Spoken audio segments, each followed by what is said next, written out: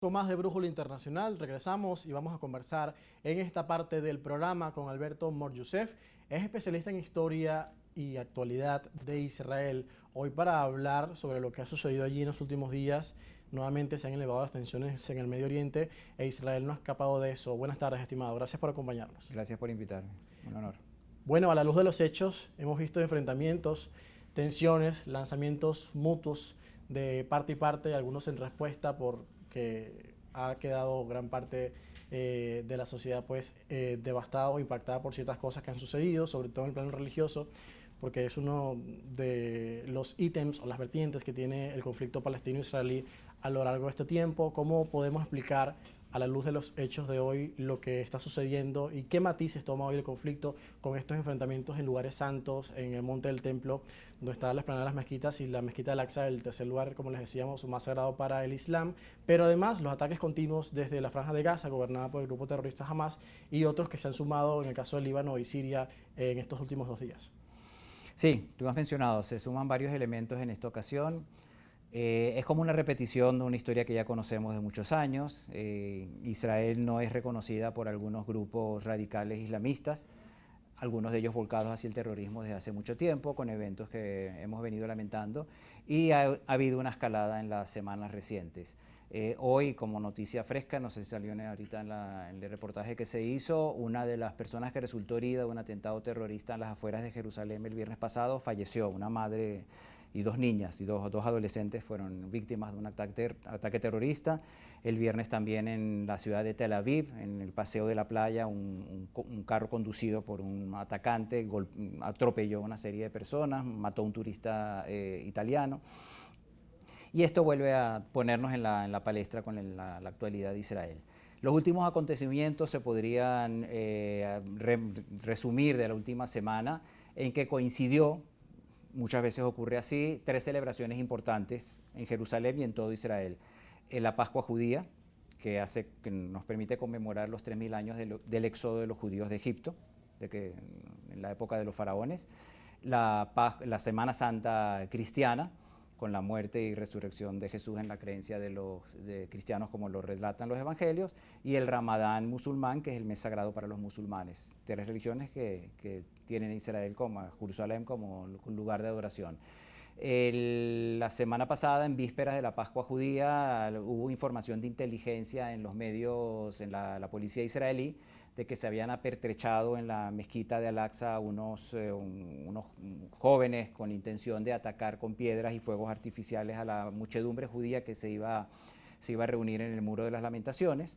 Vamos a ubicarnos un poquito. El monte del templo, que fue el sitio donde existió el templo de Jerusalén hasta que fue destruido por los romanos hace 2000 años, la tierra fue luego conquistada por los árabes y ahí construyeron la mezquita de Al-Aqsa, que es un lugar santo para los musulmanes. El Monte del Templo realmente vendría siendo el lugar más santo para el pueblo judío. De hecho, pero el Muro de los Lamentos viene a ser apenas el vestigio de todo eso, ¿no? Exactamente, sí, es lo que queda y es cercano. Sobre la explanada del monte está la mezquita y el Muro de los Lamentos, o el Muro Occidental, como se llama en hebreo, está en la parte inferior. ¿Qué sucede con el status quo? Porque esa parte está administrada por Jordania e Israel respeta el hecho de que los fieles judíos no vayan a rezar y se abstienen de hacerlo en el Muro de los Lamentos, ¿no? Sí, un poco para que la gente entienda el contexto. Sí, Israel tiene la soberanía sobre Jerusalén, es su capital eterna, como se suele llamar, su centro espiritual a la vez y capital política, pero en el momento que después de la guerra del 67, que Israel logró reunificar Jerusalén, le mantuvo a una institución con sede en Jordania que se llama el Waqf la administración del Monte del Templo, por la existencia ahí de la mezquita de Al-Aqsa y el Domo de la Roca, que es otro lugar sagrado para los musulmanes. Ese estatus se mantiene. Siempre surgen en noticias llamados de revoltosos o de grupos terroristas de vuelta, de que Israel quiere romper el status quo, que pretende invadir la mezquita de Al-Aqsa, y todas esas informaciones siempre han sido falsas. Justamente comentábamos antes, estamos en Ramadán, y en Ramadán miles de musulmanes se siguen congregando allá, y si lo quieren hacer pacíficamente, lo hacen pacíficamente. Pero bueno, en virtud de esa información que había de que se pretendía desde ahí agredir a los fieles que iban a estar también por miles en el Muro de los Lamentos, o Muro Occidental cercano, la policía entró a la mezquita de Al-Aqsa y se produjeron algunos enfrentamientos sin víctimas. Sencillamente fuegos artificiales usados como armamento ofensivo, piedras, pero no pasó a mayor. Ahora, este tipo de eventos, el Hamas, que es un grupo terrorista que domina, controla la Franja de Gaza, que está escindida de la autoridad palestina, que es quien tiene el control de lo que sucede en Cisjordania, donde reside la mayoría de los palestinos, utilizó este evento para lanzar misiles contra Israel, no solamente desde Gaza, sino desde el sur del Líbano, donde el Líbano impera otra situación bastante compleja. El caso de Hezbollah. Hezbollah es fuerte en el sur del Líbano, controla esa región como si fuera un estado dentro de un estado, pero han habido recientemente, o hace varios años, acercamiento entre Hezbollah, que es de una concepción chiita, mientras Hamas es de una concepción sunita, pero han tenido acercamientos ideológicos en el sentido de enfrentamiento a Israel. Y Hamas también se ha instalado en el sur del Líbano con el punto de vista, con la aprobación de Hezbollah. Y hubo lanzamientos, que no lo había habido mucho tiempo, de cohetes también, desde el sur del Líbano hacia Israel. ¿Qué pasa en el caso de Siria, que también hubo un lanzamiento de cohetes del lado sirio? Sí, también del lado sirio recientemente, el pasado fin de semana, se lanzaron cohetes. Hay que tener en cuenta que Irán es quien está detrás de todo esto. Irán es un estado, digamos, una teocracia chiita, que adversa al Estado de Israel desde que tomó el poder en la Revolución Islámica del año 79, y ha jurado hacer todo lo posible porque Israel como Estado, como nación, deje de existir, desconociendo el derecho del pueblo judío a su propia nación.